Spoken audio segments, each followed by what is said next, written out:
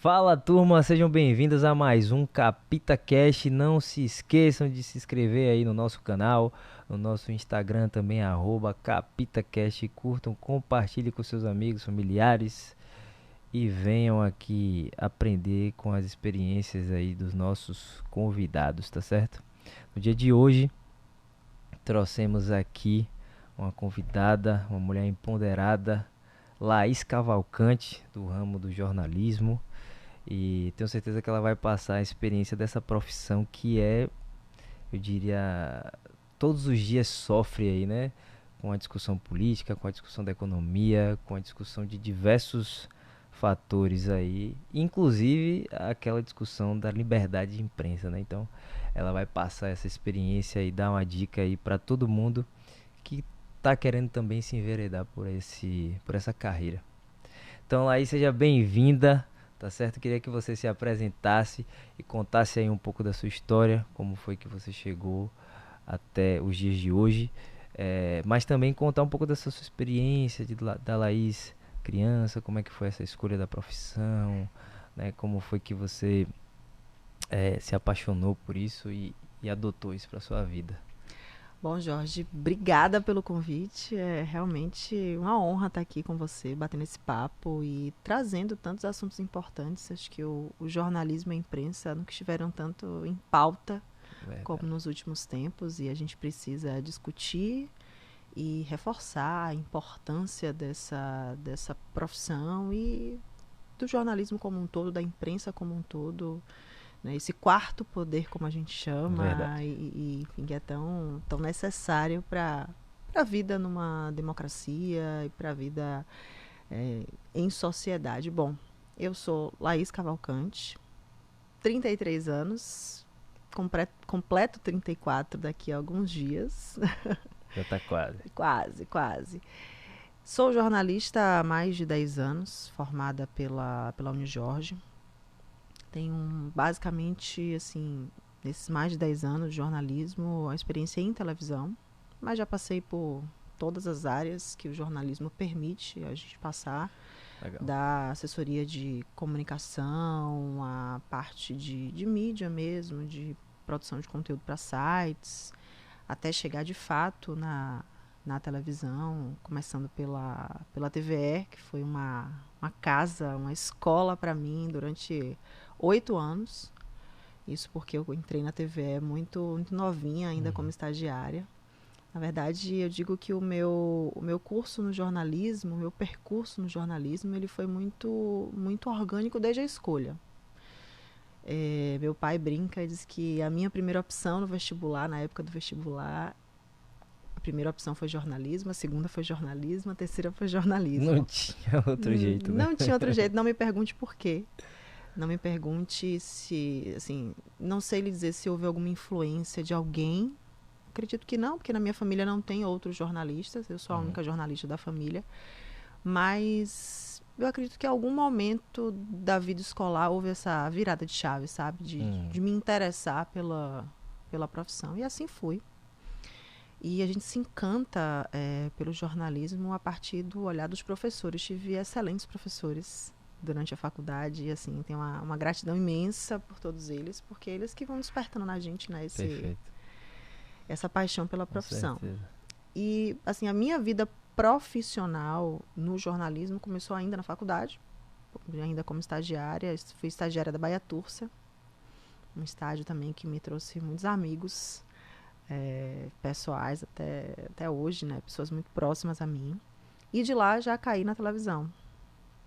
E lembro que fui assim uma estagiária muito insistente, porque fiz tudo dentro do que o jornalismo e a televisão permite a gente fazer, mas sempre quis ir para a rua, contar histórias, vivenciar essas histórias de perto com a equipe de reportagem.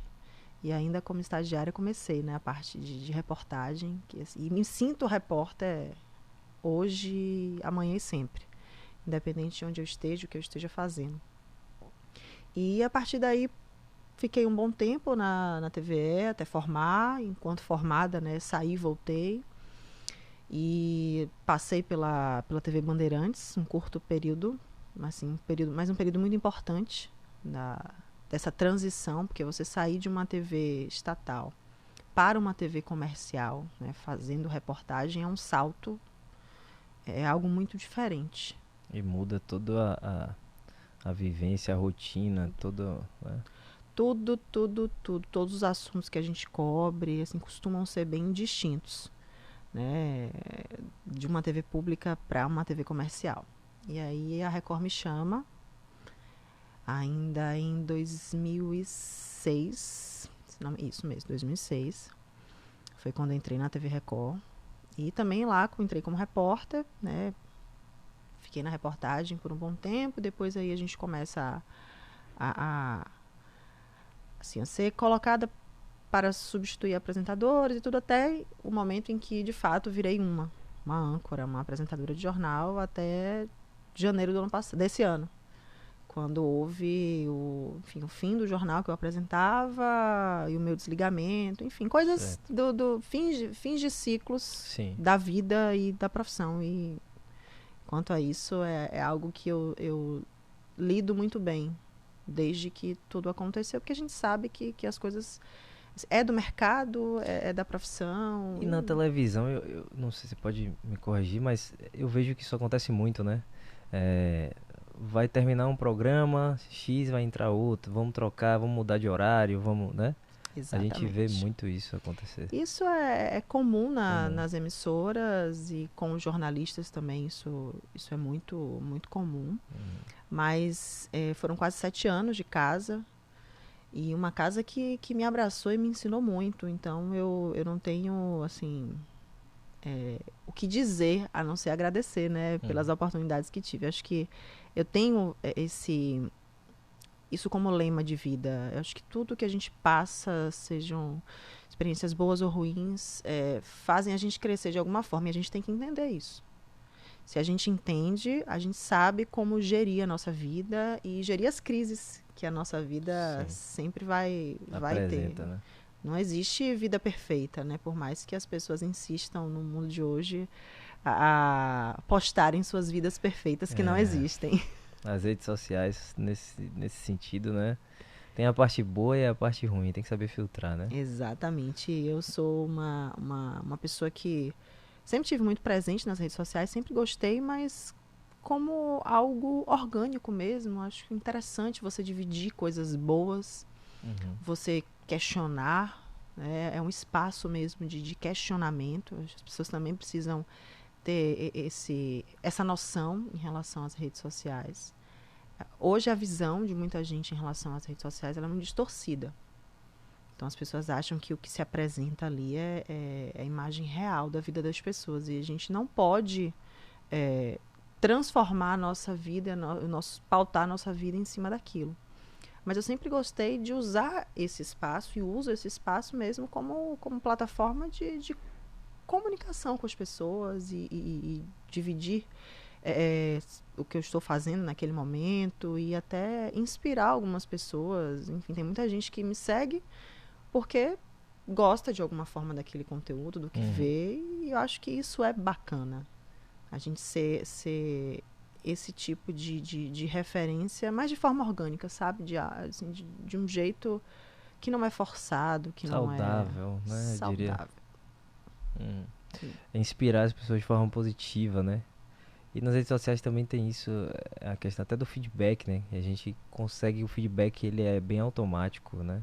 A gente consegue perceber muito mais rápido. Você acredita que, nesse sentido, as redes sociais inaugurou alguma nova forma de jornalismo? Algo nesse sentido?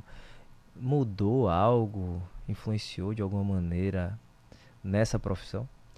Olha, a gente, quando fala de jornalismo e principalmente de informação, que precisa ter muito critério para ser divulgado, eu acho que as redes sociais vêm como uma forma de você encontrar fontes, de você gerir as informações de alguma forma, confirmar informações, enfim. No jornalismo a gente precisa estar sempre sendo orientado por isso, pela credibilidade daquelas informações. Fatos são fatos.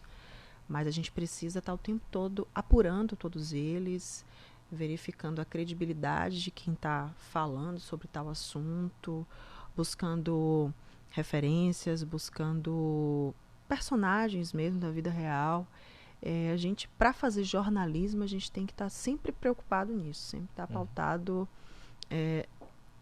na apuração das informações. Infelizmente, a rede social ela acaba sendo um espaço para que as pessoas pensem que aquilo é uma terra sem lei. Pensem que é um espaço de explanar opiniões, bem entre aspas, ou informações que não são fidedignas, as famosas fake news. Então, hoje o jornalismo ele tem muito mais trabalho em relação a isso, porque a gente trabalha o tempo todo para apurar informação, para mostrar para as pessoas que o nosso trabalho é esse. A gente tem muito mais dificuldade em, não digo de construir uma notícia, mas de mostrar para as pessoas como enxergar uma notícia realmente. De forma responsável. De forma né? responsável. A notícia ela requer responsabilidade e as pessoas perderam essa noção de responsabilidade. Então, a partir do momento que você coloca algo na sua rede social que não é verdade, aquilo tem um impacto na vida das pessoas. Essa responsabilidade ela não é só do jornalista. O jornalista ele é formado, ele estuda para isso. Então, ele sabe que ele precisa estar sempre pautado na responsabilidade. As pessoas em rede social que não são jornalistas, a gente sabe, São donas da verdade, né? pensam que são donas da verdade. No âmbito dessa profissão, da sua carreira, inclusive agora que você vem utilizando, né, bastante, você entende que a internet é uma ferramenta positiva para o jornalista, o repórter crescer, ganhar amplitude, visibilidade, de alguma maneira é uma ferramenta para ajudar na carreira de uma forma positiva, ou você acha que, bom, não faz tanta diferença? Faz total diferença. A gente precisa saber gerir a carreira. Seja jornalista, advogado, médico, não importa. Mas quando o assunto é internet, e a internet ela vem como mais uma mídia para agregar ao processo de construção de informação, se você sabe utilizar bem a internet, se você sabe se posicionar bem na internet, isso de fato vai lhe agregar de alguma forma. A gente tem as mídias tradicionais, TV, rádio, jornal impresso, as revistas, mas há algum tempo isso vem mudando, isso vem se modernizando, há essa convergência de todas essas mídias, das tradicionais às mais modernas, que hoje a gente nem pode dizer que a internet é algo mais tão moderno assim, né? Já É tão, tão usual que a gente precisa entender que é mais uma ferramenta, mais uma forma, mais um espaço para esse jornalista trabalhar. Tem muito jornalista bom que atua na internet. Então, você não precisa, para você ser considerado um jornalista de credibilidade, que tem responsabilidade, que construiu uma carreira, não necessariamente você precisa ser um apresentador de televisão. Haja vista que a gente tem muita gente que está ocupando essa posição que não tem responsabilidade alguma com o que fala. É interessante você falar isso, porque eu, enquanto leigo aqui, por exemplo, ao que parece pra gente virar um apresentador de televisão, né? Parece ser, digamos assim, o pico de um jornalista, né? Então você já está desconstruindo isso, não é bem assim, né? Não é bem por aí. A visibilidade que uma rede de televisão, seja ela local ou nacional ou internacional, lhe confere é inegável. Não dá para a gente dizer o contrário, que não há uma importância nisso. Isso na minha carreira foi, sempre vai ser algo muito importante, porque fazer televisão, independente do que você faça, se você é um repórter, se você é uma âncora de jornal, ou se você é só uma pessoa que está ali galgando aquela posição, mas você é um jornalista e você tem um papel social muito importante. A televisão, ela tem um alcance absurdo. E quando a gente fala de TV aberta, a gente fala para as pessoas que não têm condição financeira, que não são pessoas abastadas economicamente. Então, às vezes, a gente consegue traduzir para aquele cidadão que às vezes não chegou nem no segundo grau algo que, por exemplo, através da internet ou de uma outra forma de jornalismo, ele não conseguisse entender. Então, a gente tem esse papel de chegar na casa das pessoas, traduzir aquelas situações, dar voz, principalmente, aos problemas sociais. E isso é uma das coisas que mais me encanta na televisão. É você conseguir ser essa mão amiga da população, de ouvir essas pessoas, de ajudar, de ser essa conexão, principalmente com os poderes públicos. Imagine que muita gente na porta dos hospitais, muita gente desesperada, sem saber o que fazer, na fila da regulação, e vem até você e pede a sua ajuda, e você consegue ser essa ponte entre uma secretaria de saúde, por exemplo, ou uma defensoria pública, ou um ministério público, para aquele cidadão. É gratificante demais, né? É gratificante, é o nosso papel. Você precisa fazer isso sem esperar nada em troca. Eu acho que essa é a missão. E isso não pode estar vestido de vaidade. Isso não pode estar vestido de usura. Não. É o papel do jornalista. Você escolheu estar naquela profissão. Então, se você não gosta daquele papel, você tem que mudar de área dentro do jornalismo. Se você não gosta de se conectar com pessoas, se você não gosta de estar perto do público, você tem que fazer alguma outra coisa. Então, isso me encanta muito no fazer jornalístico, principalmente de televisão.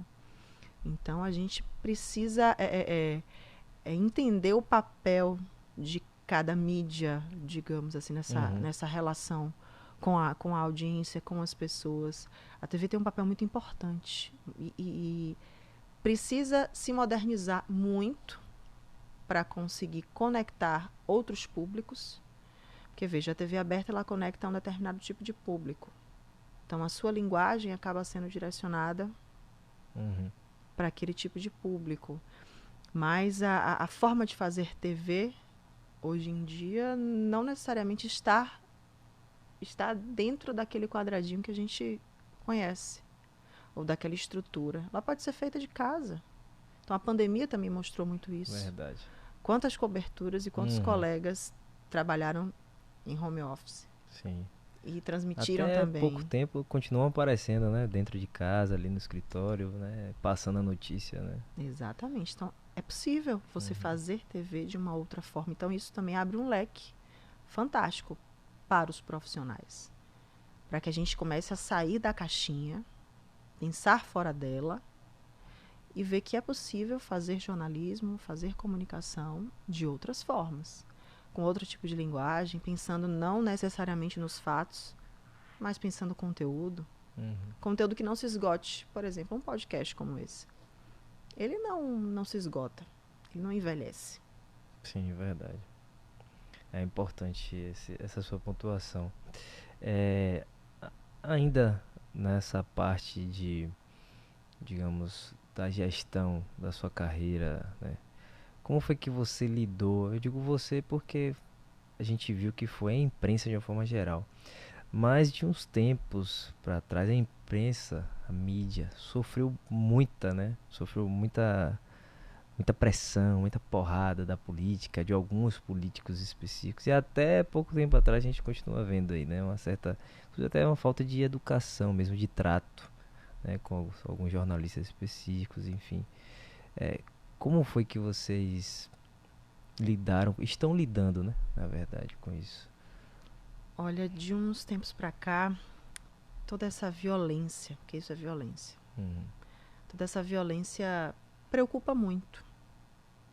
E a imprensa sempre teve, sempre vai ter esse papel de questionar, de mostrar a realidade, de cobrir situações complicadas, como é a situação política dos países. E isso sempre vai gerar embate. O que, infelizmente, a gente precisa ter cuidado e procurar não deixar que isso cresça.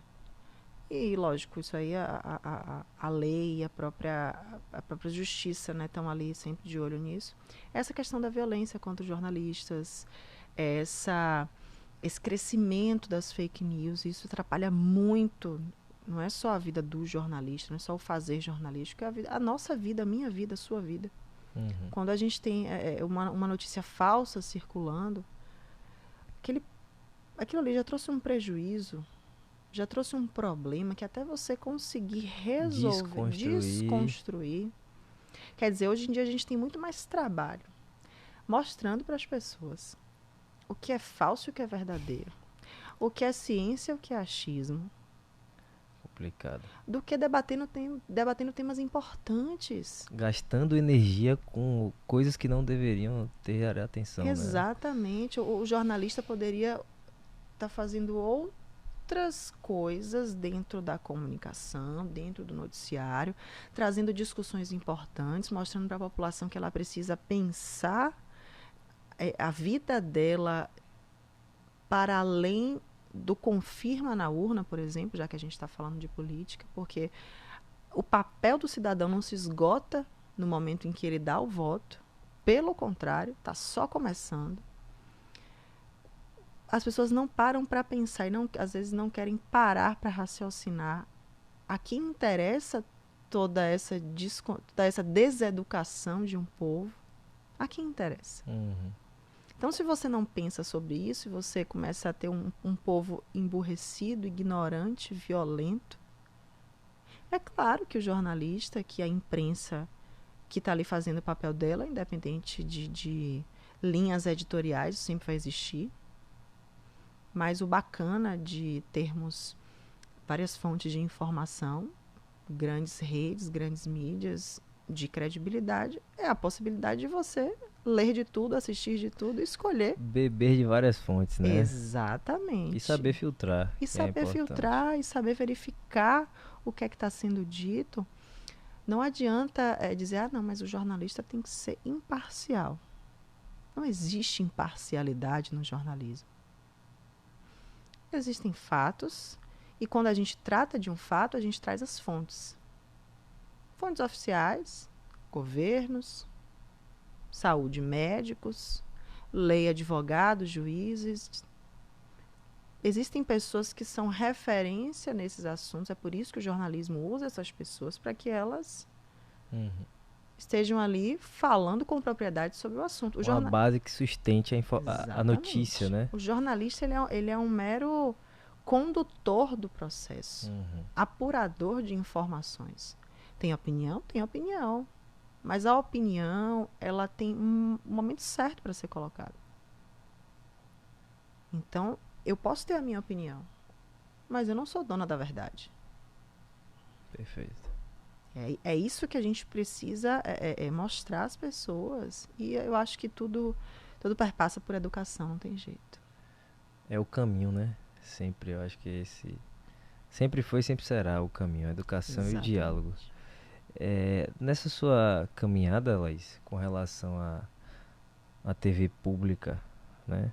Uma emissora pública, não é isso? Uma emissora privada, eu imagino que até essas questões, né, de política, enfim, mudam também, né? Mas qual a melhor experiência? O que você teria para dizer para o jovem jornalista que ainda não percorreu esse caminho, né? Porque você começou como estagiária, né, na TVE, e de lá já foi contratada e depois passou para outra emissora. Já mostra que algo que a gente também trata e pensa, que é faça do seu estágio um trabalho de verdade, né? Porque eu tenho certeza que você foi contratada porque foi um excelente estagiário. Porque nem todos os estagiários foram contratados. Então, eu queria que você falasse um pouquinho disso, desse momento. Veja, quando você escolhe uma profissão, é lógico que a gente sempre tem aqueles momentos em que a gente se questiona, será que é isso mesmo que eu quero? Poxa, esse momento da faculdade está tão chato, está tão difícil, não era bem isso. E eu me questionei muito. Fiz esses mesmos questionamentos no início da faculdade. Segundo para terceiro semestre. Aquele momento que a gente vê muita teoria, que a gente está doido para ir para a prática. Quer botar a mão na massa, Quer né? botar a mão na massa. E aí, de certa forma, não é que você se desilude, porque não houve isso. Mas houve aquele momento de, poxa. Aí meu pai fez assim: você começou o curso, avance pelo menos mais um ano, para você ter certeza disso que você está sentindo. Não precisou mais um ano. E à medida que, né, a gente vai conhecendo outras disciplinas e vai entendendo um pouco mais da profissão e vai se vendo na profissão. Quando você pergunta qual é a melhor experiência, eu não sei lhe dar essa resposta porque são experiências completamente distintas. Eu tenho colegas que passaram pelas duas experiências, mas que preferiram trabalhar, por exemplo, com a parte mais cultural, de conteúdo, e não necessariamente a hard news, né, que é você estar ali no jornalismo diário. É uma questão mesmo de... Como é que eu posso dizer? Identificação, De gostar, né? de identificação com o processo, com as situações, porque trabalhar com jornalismo diário é você, às vezes, voltar para casa com o coração destruído, a depender da situação. Porque não é fácil alguns fatos, né, que ocorrem. Muitos. E eu passei por coberturas, assim, extremamente difíceis. Dificílimas. Outras extremamente satisfatórias, engrandecedoras e que eu vou levar pro túmulo, sabe? Então eu acho que o jovem jornalista, o estudante, se ele gosta da área, ele precisa conhecer tudo que a área tem para oferecer para ele, perceber qual é a potencialidade dele. Eu tenho colegas de profissão que são assessores de comunicação excelentes. E foram por essa área. Não é porque não deram certo em outra área, é porque se encontraram naquela atividade jornalística. Então, é preciso viver as experiências, é preciso buscar, é preciso ter coragem, é preciso ser responsável. Então, quando você é um estudante responsável, porque fazer faculdade não é você estar ali brincando 4 anos de sua vida, que é o tempo que dura o curso de jornalismo. Você ser comprometido, é você querer algo para o seu futuro. Então, acho que já começa daí, como eu tive isso em casa, essa educação, esse senso de responsabilidade, eu não desviei disso. Não quis ser de outra forma. Levei muito a sério a faculdade. E desde o momento que eu comecei a trabalhar nesse primeiro estágio, que foi na Baiatursa, então acho que é algo que você não tem por onde desviar. Por que você quer ser um jornalista? Por que você vai ser um mau estagiário? Porque você não vai ser responsável, porque você não vai se dedicar. Acho que tudo que a gente consegue é fruto, né, de dedicação, de aprendizado, de ouvir as pessoas que têm mais experiência. E isso eu tive, graças a Deus, muitos professores, muitos colegas fantásticos, são colegas, né, mas na época eram excelentes professores e pegavam, às vezes, a gente pela mão. Tive muitos colegas que me questionavam muito, muitos que tiveram posturas assim muito cruéis. Passei por 2 situações assim enquanto estagiário sofre, viu? Acho que eu nunca faria o que fizeram comigo, acho que eu nunca faria com nenhum estagiário, mas serviu para que eu dissesse, não, ninguém nunca mais vai fazer isso comigo e também não cometo mais esse erro de novo. Perfeito. A gente vem notando digamos assim, uma certa mudança na postura dos apresentadores, jornalistas também, porque tem o repórter de rua, eu acho que é o âncora, não sei, você vai me ensinar. O âncora é quem fica dentro do estúdio. Tem aquele que vai pra rua. O repórter. O repórter, né? Então, a gente vem notando mudança em todos eles. Qual a mudança que eu queria te perguntar? De poder expressar mais opinião. A gente vê que os repórteres, os âncoras, eles estão se posicionando mais com relação a algumas coisas, se deixando inclusive até emocionar mais, enfim. Antes, isso era algo mais rígido, né? Era mais controlado e agora está se dando um pouco mais. Ou é uma mudança vem acontecendo de uma forma natural Não dá para a gente determinar quando isso começou a acontecer. Falando de jornalismo nacional, né, a gente vê essa mudança e essa diferença há algum tempo. O nacional já faz isso principalmente nos canais fechados. Um exemplo por exemplo, a Globo News, a própria Uhum. CNN. Então, a CNN, lógico, o Brasil tem somente um ano, mas outras emissoras de canal fechado, né, de TV fechada, eles já têm um outro entendimento dessa forma de comunicar. Uhum. Somos humanos, temos sentimentos, temos empatia, não podemos ser meros leitores de TP. Eu nunca concordei com isso. Essa forma endurecida de fazer jornalismo, robotizada. Uhum. E tive ótimos professores que me mostraram que eu estava No caminho realmente no certo. caminho certo. É lógico que quando a gente sai da faculdade ou quando a gente assiste o que a gente tem como referência de jornalismo televisivo, a gente acha que é daquela forma que tem que ser feito. Aquela pessoa que só está ali lendo a notícia e você não dá a cor que a notícia merece, a cor que o fato merece. Eu não posso noticiar a morte de uma pessoa do mesmo jeito que eu vou noticiar A vitória de a alguém, vitória né? de um time de futebol. Uhum. Não tem como. Cada notícia merece uma forma peculiar de ser comunicada. E quando hoje a gente vê essa mudança no jornalismo local, lógico, a gente tem pessoas que fazem isso muito bem, outras que não, mas cada um tem lá seu jeito de fazer, Seu perfil, o né? seu perfil. Mas é preciso mostrar para quem está do outro lado que você se importa, que você está ali tentando traduzir aquela notícia para ela, que você não está somente chegando na casa dela todos os dias e despejando aquela torrente de informações. É. Eu vejo isso como uma forma de humanizar mais a notícia, né? A comunicação. Para quem está recebendo ali, né? Seja qual for o fato. Eu diria que é uma forma de se conectar melhor, né?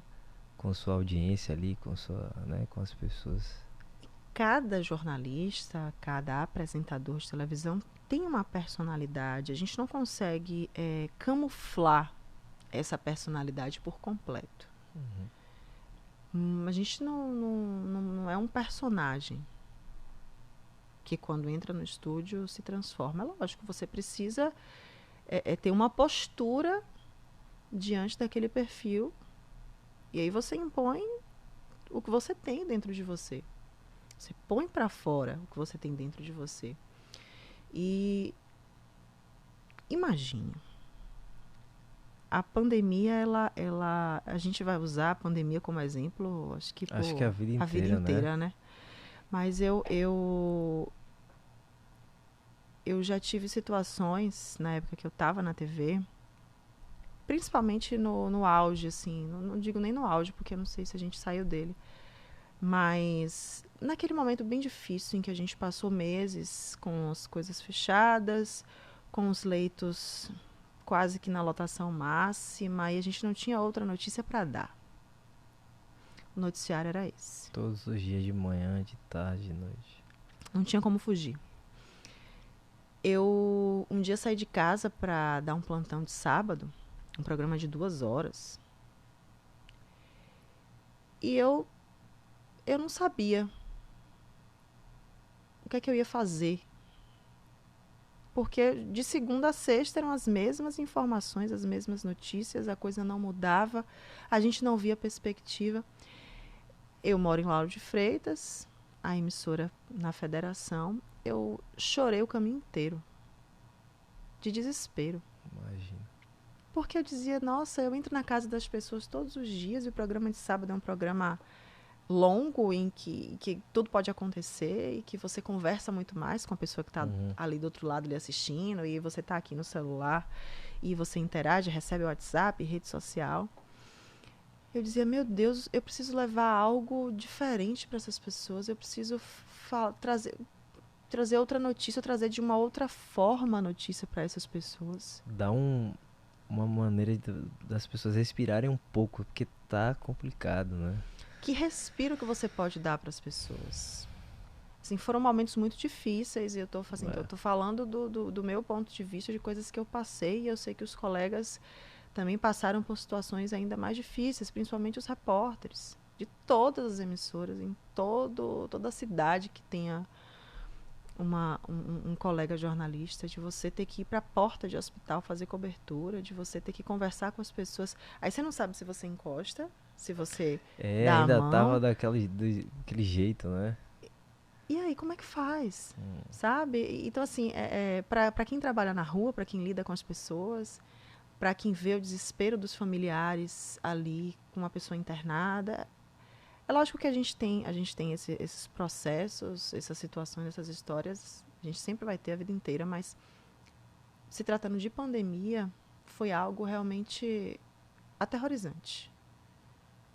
E foi uma maneira também de, digamos, reaprender a profissão também, de uma certa maneira, né? Reaprender a fazer o que a gente fazia todos os dias, a tentar apurar, ser ainda mais cuidadoso na apuração das informações, cuidadoso no trato das histórias com essas pessoas, porque aquilo estava e está para todos nós. Então teve colega que adoeceu, familiar de colega, e teve um momento da redação ficar esvaziada porque metade precisou ser afastada. Enfim, são tantas situações que essa pandemia trouxe pra gente que, assim, eu digo a você, a gente necessita ter tirado algum aprendizado de tudo isso para saber gerir as nossas próprias vidas. E aí eu digo para você que, além de tudo isso, além de perdas de pessoas próximas, familiares, você vê um país inteiro perdendo os seus empregos, a sua fonte de renda, tendo que se reorganizar, se reinventar. Eu precisei fazer isso.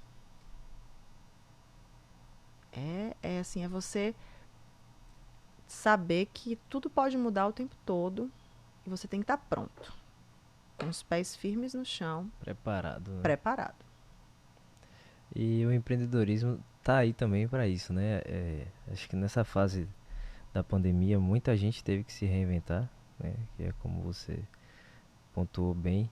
E inclusive até fazer outra coisa que nunca fez, né? Sim. Nunca fez. A gente viu inclusive na televisão famílias que passaram, por exemplo, a fazer uma cozinha em casa para vender certo tipo de alimento, de prato específico, né?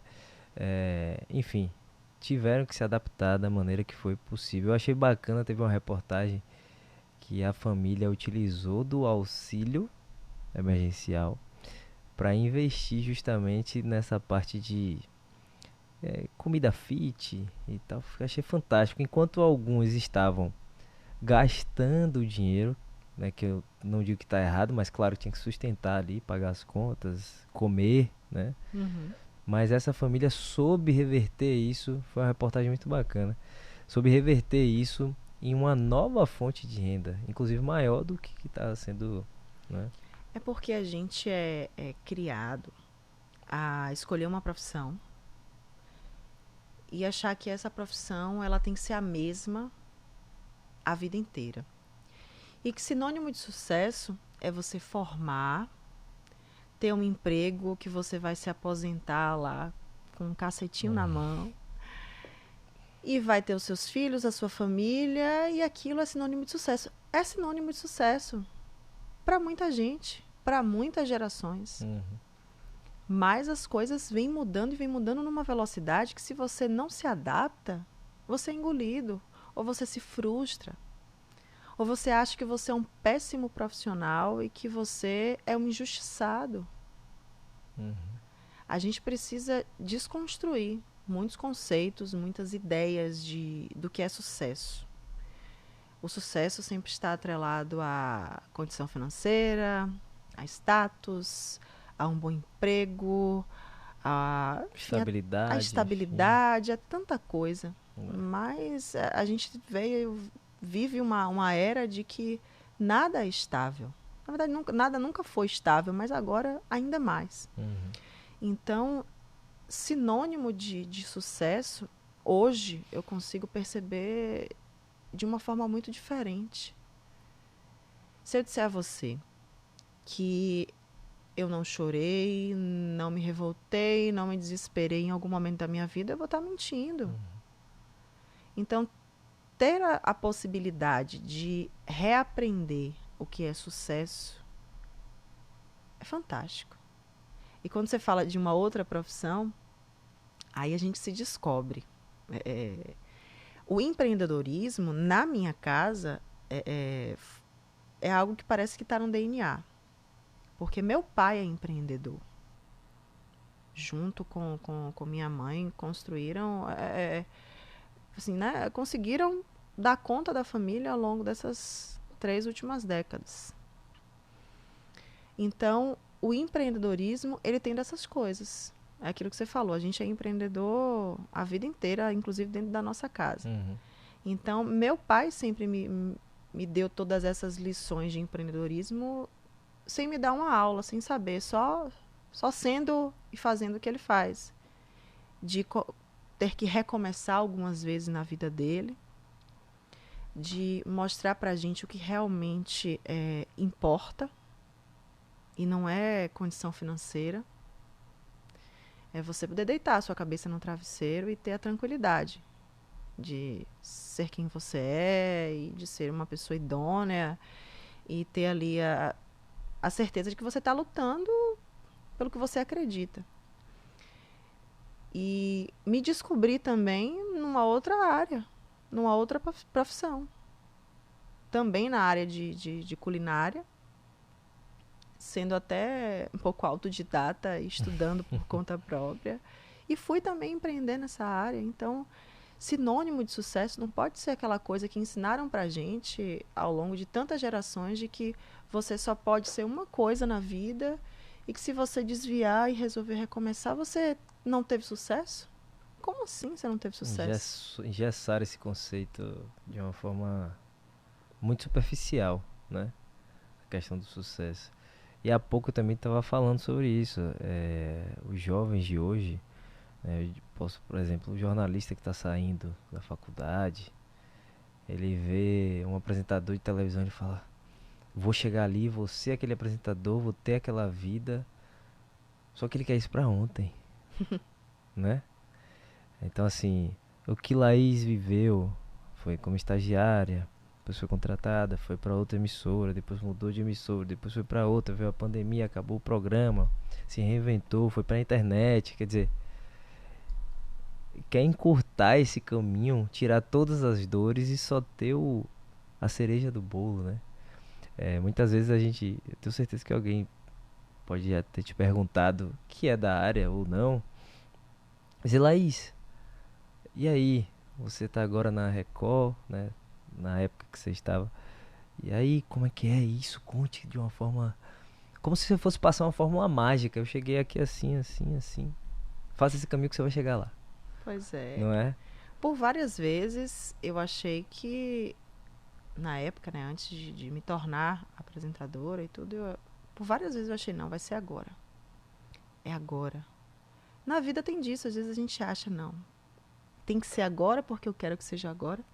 E onde é que está o nosso merecimento? Depende da gente? Não depende da gente. Lógico que, independente de crenças religiosas, cada um tem a sua, mas eu acredito muito no merecimento. Temos livre-arbítrio para fazer o que quiser. em algum momento esse merecimento ele vai acontecer. O resultado desse merecimento ele vai vir. E às vezes vem de uma forma que a gente acha que não é bem aquela que a gente queria, ou às vezes a gente acha, poxa, será que eu mereço? Então é ter essa sabedoria e esse cuidado para perceber e aproveitar todas as oportunidades. E não ser ingrato quando isso não acontecer. Ou se por um acaso a vida resolver mudar o curso, a gente não pode ter esse sentimento de ingratidão, hora nenhuma. Assim, não dá. A gente não tem tempo. Uhum. A gente não tem tempo nessa vida para ser ingrato, para ser injusto com a gente mesmo. Então a gente tem que batalhar. Não deu certo agora, vamos continuar tentando. Alguma coisa você precisa melhorar, mudar, fazer diferente. Se não está dando certo, vamos fazer alguma coisa diferente. A gente tem que ter essa sabedoria. Não é fácil. Não é fácil. Então, se você começa a perceber essas nuances, essas dicas que o universo vai lhe dando, talvez você comece a fazer algo diferente. E pode ser na profissão, pode ser na vida pessoal, pode ser com você mesmo. Autoconhecimento é muito importante. Você procurar organizar o seu próprio tempo. Uma pessoa desorganizada, uma pessoa que não arruma a cama. Diga aí. É isso, essa questão da organização, eu sou até suspeito para falar, porque eu falo isso dentro de casa, na rua, no trabalho, o tempo todo. E quando as pessoas, inclusive, perguntam sobre sucesso, né, gostam de conversar sobre esse assunto, para mim a organização é um pilar do sucesso. Não tem como você alcançar o sucesso sendo desorganizado. E não é só porque eu vou escrever uma reportagem organizada, não. É porque sua vida toda depende de organização, né? Desde a hora de você arrumar a cama, quanto de você organizar a sua agenda, organizar os seus estudos, organizar a hora de você acordar para fazer sua atividade física, ou se você vai acordar para estudar e depois fazer atividade física, enfim. Então, eu gosto de utilizar o exemplo do carro, né? Tem uma pessoa, ela tem um carro, dois tipos de pessoa, cada uma tem um carro. E aí, um certo dia, essa pessoa A bate o carro e dá um arranhãozinho no carro, né? E aí ela fala, não, foi um arranhãozinho, e ela segue. Outro dia, alguém bate no carro dela. Aí ela nem sabe quem foi, ficou lá, uma porradinha lá e tal. No outro dia, ela tava passando, caiu no buraco, arranhou a roda do carro. E ela vai deixando isso. Ela vai deixando isso. E aí o carro, se fora já é assim, dentro também tá todo bagunçado, né? Você vai ensinando para sua mente que aquilo é natural. Você tá mostrando que a pendência na sua vida é algo natural, que é a bagunça, a desorganização. Então, você vai acostumando a sua mente a viver nisso. Então, naturalmente, você vai trazer isso para o seu trabalho, para o seu dia a dia, para sua família, né? Então, é claro que às vezes eu falo isso e algumas pessoas acham que eu não bagunço nada. Não, claro que eu deixo alguma coisa fora do lugar. Não é isso que eu estou dizendo. Ninguém não ser um robô. Mas é que você precisa ficar atento, porque a nossa mente, se você deixar que ela controle, a gente vai ter os resultados que, seja qual for o que virão, né? Mas se Exatamente. você se acostuma a ter bons resultados, bons hábitos, né? Que é como inclusive você posta lá a questão de atividade física, né? Também. Isso vai lhe trazer bons frutos, né? Então, essa questão da organização para mim assim, é essencial, né? E isso tem muito da disciplina. Nem todo dia eu acordo motivada. Uhum, Você também. Deve uhum. ter dias que você acorda mais cansado, desmotivado, pensativo. Quem não acorda assim em algum momento? Mas a gente precisa ter disciplina. E é algo que a atividade física me ensinou bastante. Essa disciplina para fazer aquilo, já que você tem um objetivo de vida. Pode ser um objetivo esportivo, um objetivo profissional. um objetivo pessoal, a gente precisa ter disciplina. E disciplina não precisa necessariamente ser aquela coisa espartana de que você não pode desviar em momento algum. Não é isso. Uhum. É isso que você falou, é ter essa organização, é ter esse cuidado, é não normalizar a bagunça de raciocínio, a bagunça de vida, a bagunça de sentimentos, saber lidar também com os sentimentos que afloram na gente, isso é muito importante.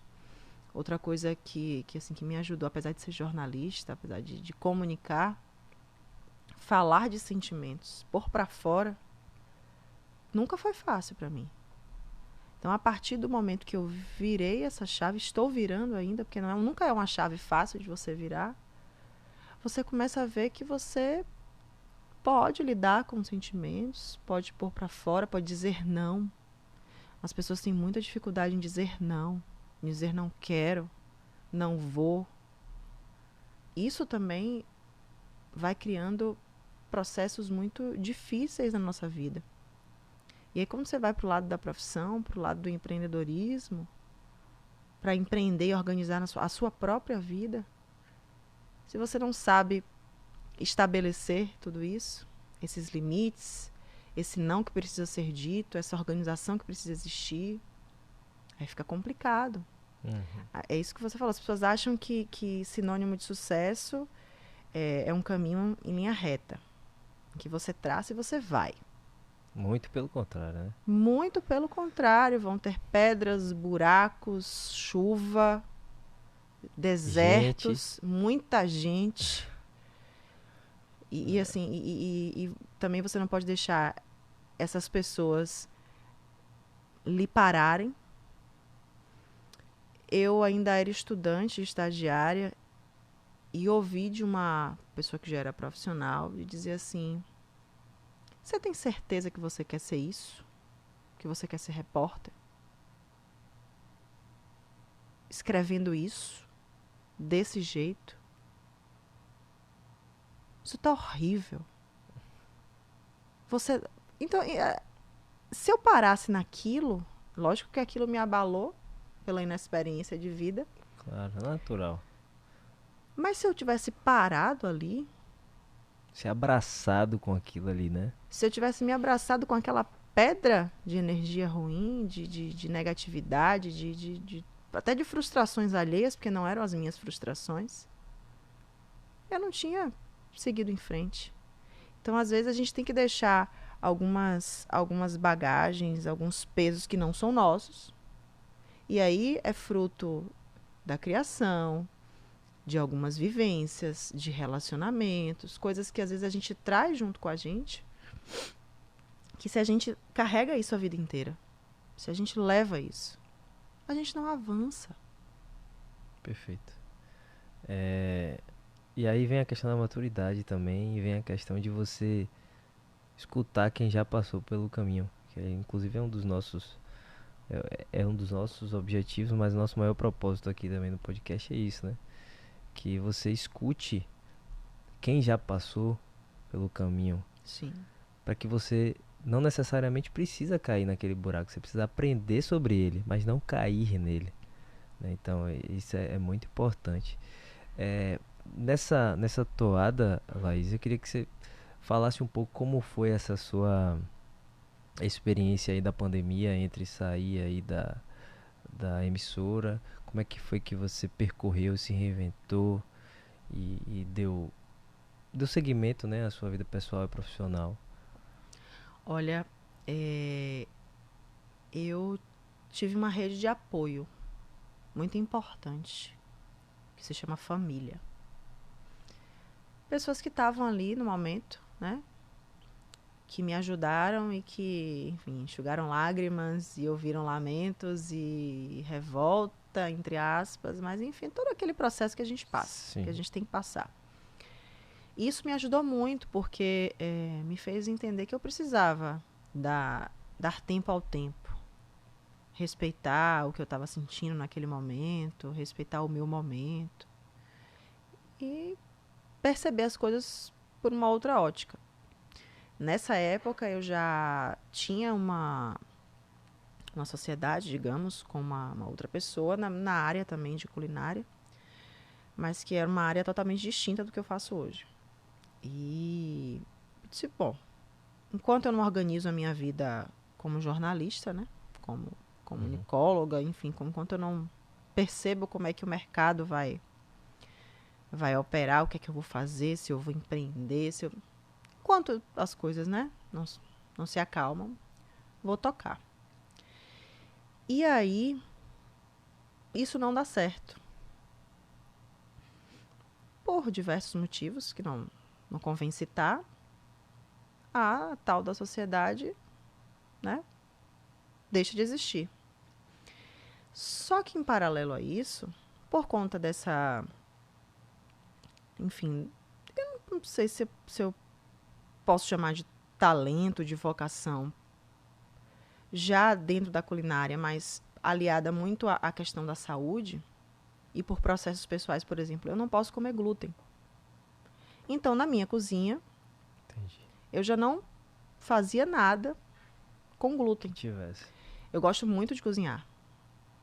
E fui, né, com um pouco mais de tempo livre, comecei a testar receitas, a fazer uma coisa, outras coisas começaram, as minhas cobaias, né, aprovando em casa.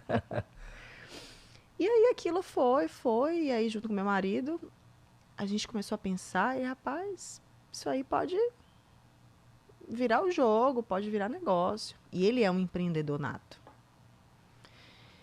E, né, a gente conversando e tal, e fazendo testes e mais testes.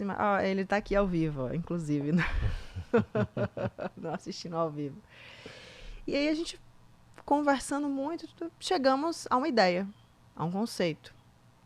Não era somente criar, produzir alimentos e vender. Se você quiser hoje vender para as pessoas falsas ideias de vida fitness e de comida fitness, você consegue. As pessoas estão tão desesperadas e acreditam em qualquer coisa, acreditam né? Em qualquer coisa. Internet, então. Tem tão pouca informação de qualidade que, se você quiser ser esse tipo de empreendedor, você vai ser por um tempo.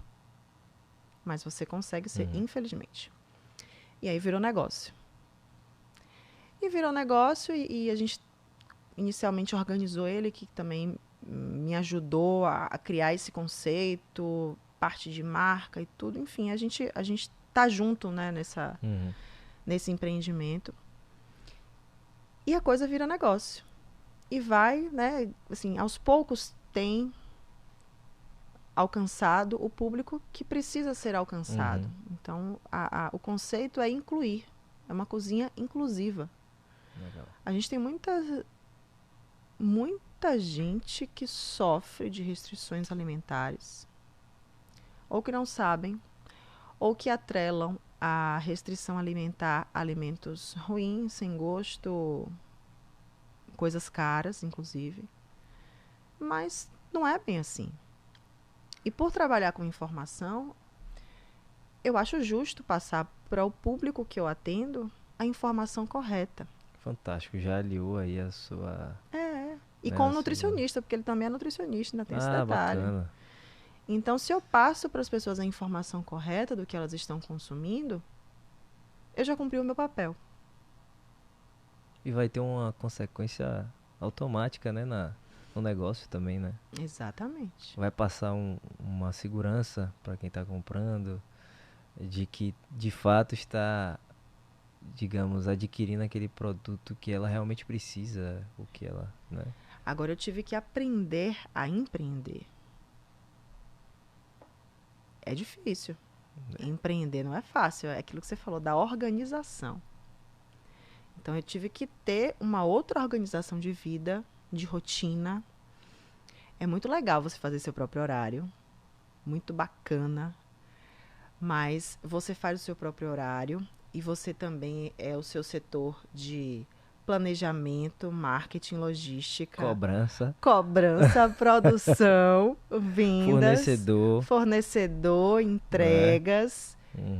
Lógico, tenho ele que me ajuda bastante, minha mãe hoje que também já está junto comigo me ajudando, a parte das entregas e tudo.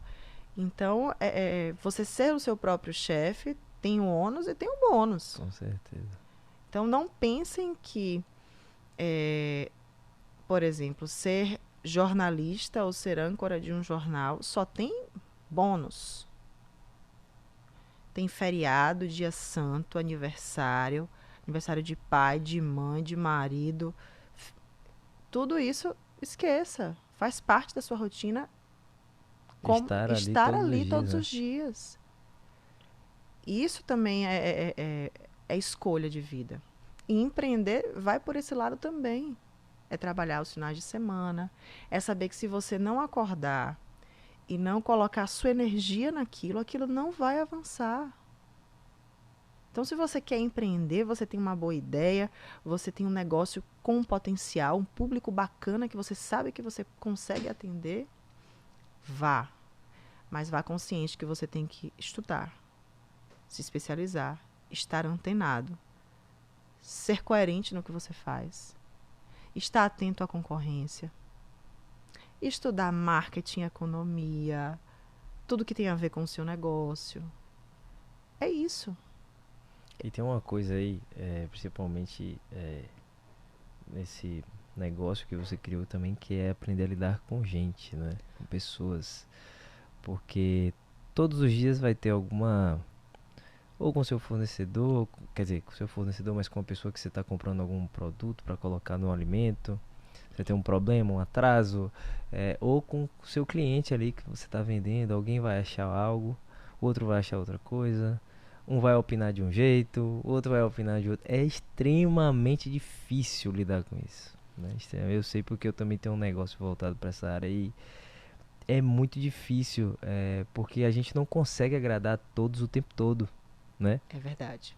E as pessoas tendem nessa parte de serviço, de você entregar um produto, de se sentirem o centro do universo quando tá comprando algo, né? Então, tipo assim, eu tô comprando essa caneca aqui.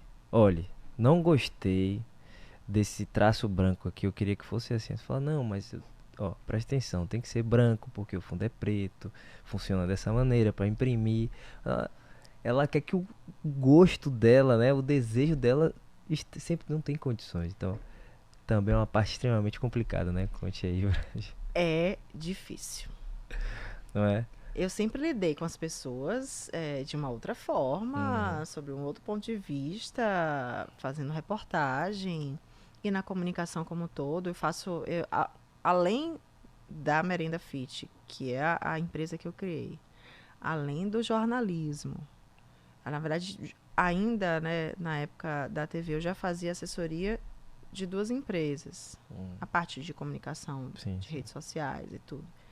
Então, você lida na comunicação de várias formas. Mas quando você vai para o cliente, pelo fato dele ser cliente, ou seja, aquela pessoa que vai pagar por algo, ele realmente se sente o centro do universo e ele coloca naquele momento tudo que ele tem. Às vezes, não são todos, eu tenho clientes maravilhosos. Às vezes ele coloca o que ele tem de pior. Principalmente o quesito arrogância. É complicado. E aí você tem que ter jogo de cintura, saber lidar, deixar entrar por um ouvido e sair pelo outro. Mas, sobretudo, se preocupar com a qualidade do que você está oferecendo. Então, quando você tem consciência da qualidade do seu produto, do que você está oferecendo, e até o serviço mesmo, o atendimento. O atendimento, hoje em dia, eu acho que ele é 50% do processo. Quando você não tem um bom atendimento, um bom pós-venda, seu produto pode ser o melhor do mundo. Perfeito. Pode ser o melhor do mundo. Então, é por isso que para empreender, você não precisa ter a ideia de $1 milhão. Você tem que estudar. Você tem que ser melhor a cada dia. Tem que saber que às vezes vai voltar Observar o mercado, né? Que é algo que você falou que é importantíssimo, né? Porque na internet mesmo, a gente vê aí muitos copiadores. Sim. Né? Tem algo que tá dando certo, aí tem outra pessoa que faz, a outra pessoa que faz. Marketing digital, então, nem se fala. Todo mundo pensa que sabe fazer marketing digital, né? 50 mil pessoas na internet vendem sei lá, um curso ou algo sobre marketing digital, né? Então, assim, tem muitos copiadores e é, o cara que realmente é bom, que é o que você falou, a mulher, enfim, não é a pessoa que vai ter exatamente a ideia de US$ 1 milhão, mas vai pegar uma ideia muito boa e vai transformar ela em melhor ainda, não é? Exatamente. Então, você não precisa inventar a roda, não. Mas pega algo que já funciona e faz de uma forma melhor, dá uma característica singular, que é o que você fez, né? Inclusive partindo de algo que vem de você, a questão do glúten, né? Então, quer dizer, você já deu uma característica única para o seu produto, né? É a sua vivência, a sua experiência com o alimento, enfim, além da questão da inclusão, né? Uhum. Incluir, né? Então, às vezes as pessoas querem inventar a roda. O doutor Tiago estava aqui agora e falou: rapaz, o básico O funciona. básico Para de funciona. querer inventar, né? Tinha que ter outdoor pela cidade. O básico funciona. O básico. E funciona em tudo, em Pois é. dieta, em exercício. Uhum. As pessoas, é o que você falou, as pessoas querem inventar a roda. Além de não saberem inventar a roda, não sabem fazer ela funcionar. Por que que eu vou dizer às pessoas que esse meu produto emagrece e o seu engorda? Tem muita gente, óbvio, que trabalha dessa forma, Uhum. mas o meu produto, ele pode ser funcional para você e não ser funcional para mim. O meu alimento. Uhum. Mas eu tenho um alimento que funciona para grande parte das pessoas. Então eu atendo a pessoa que quer emagrecer, que segue algum tipo de plano alimentar e precisa consumir alimentos de baixa caloria, ou quer retirar alimentos que nela inflamam, porque inclusive Sim. pelo fato de ter um nutricionista junto comigo, a gente vai desmistificando esses mitos de que tal alimento inflama, tal alimento faz mal. Sim e não. Para mim faz, para você não. Por que você vai tirar da sua alimentação? Entendi. Entendeu? Uhum. Por que eu vou dizer a você que quer perder, sei lá, 2 quilos, que você tem que passar a utilizar um adoçante? Se realmente é necessário, né? Será que é necessário você utilizar esse Uhum. adoçante que pode inclusive lhe trazer consequências na sua saúde? Que às vezes você nem sabe. Mas o mercado está lhe vendendo que aquele adoçante é a solução dos seus problemas. E às vezes não é isso. Às vezes orientações, informação, um cuidado, uma mudança ou outra transforma a sua vida e a sua rotina. A minha ideia é oferecer qualidade, é incluir pessoas e que essas pessoas que merecem ser incluídas na alimentação, em determinados tipos de alimento, elas possam ter a rotina dela facilitada. É isso. Eu ofereço para você algo que você realmente precisa. Não vou lhe vender o que você não precisa. Fantástico. Isso aí torna inclusive o seu negócio algo, digamos, diferenciado, né? Se destaca. Porque você não está simplesmente vendendo uma marmita fit, né? Mas você está agregando valor, criando uma experiência, né, Exatamente. para quem está comprando, que é algo que as pessoas ainda têm dificuldade de entender quando vai empreender. Você precisa criar uma experiência positiva para o cliente, né, se é produto, se é serviço, ou se é os dois, não sei, mas precisa criar essa experiência, que é algo que você fez e vem fazendo aí, pelo que você está explicando, que é muito bacana e que vem colhendo, né, os frutos. Uma aula aí de sair do, sair não, mas precisei me adaptar por conta da Sim. pandemia.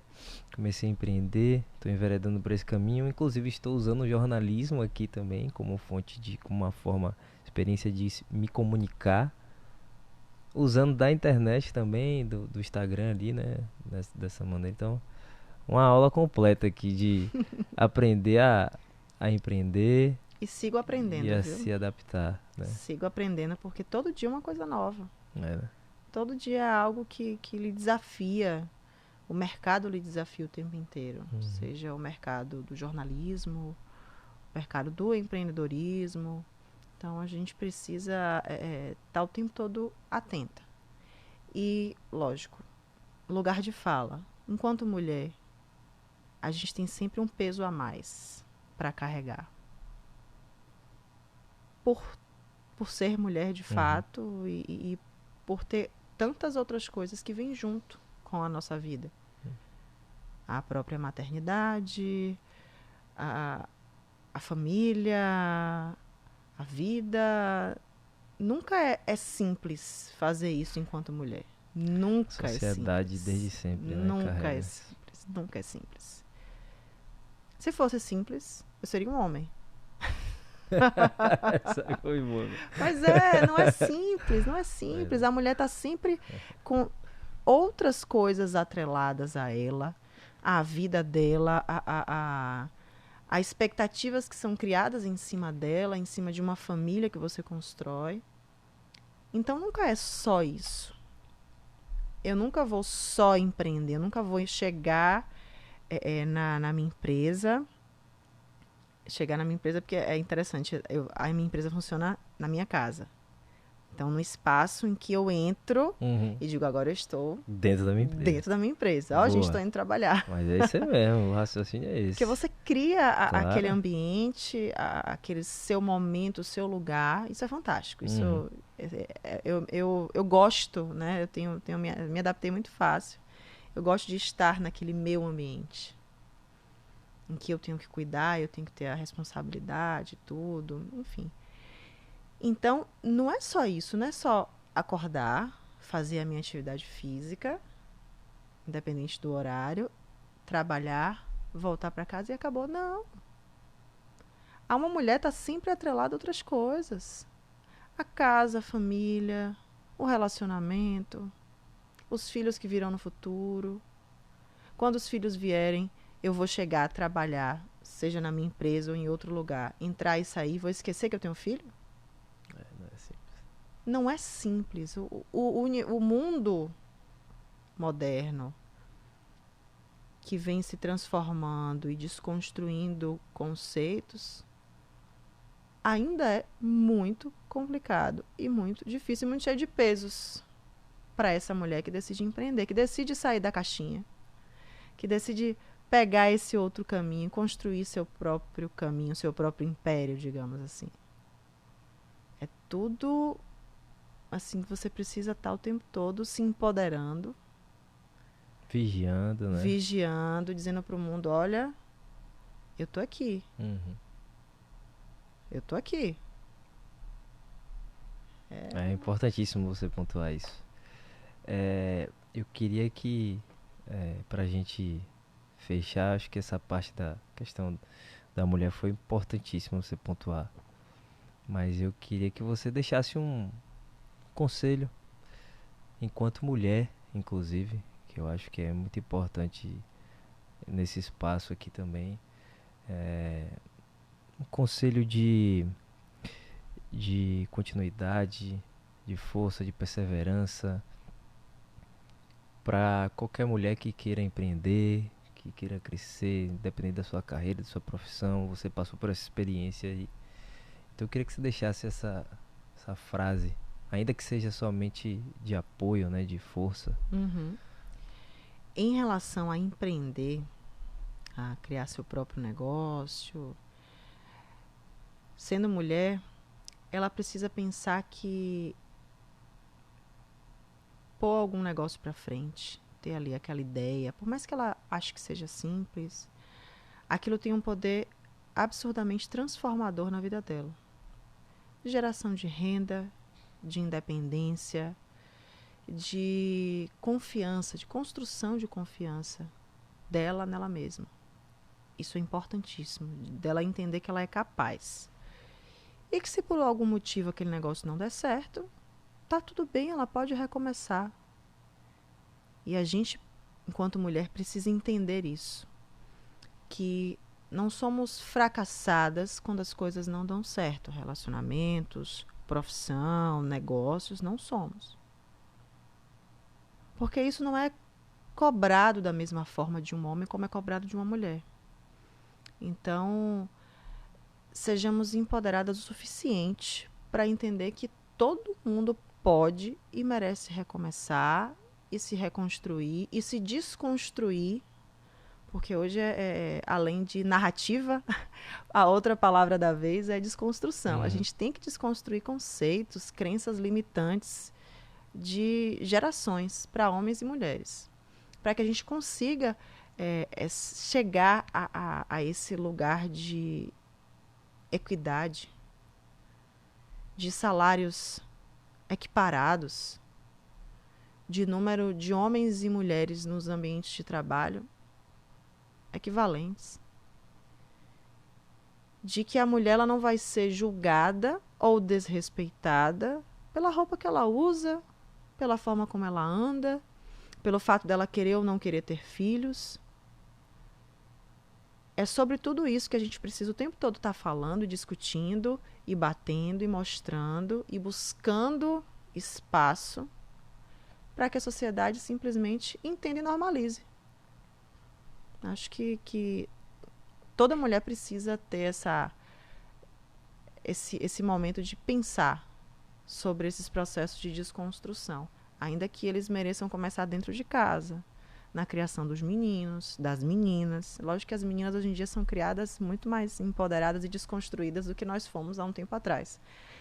Mas isso não pode parar nessa geração. Isso só precisa crescer.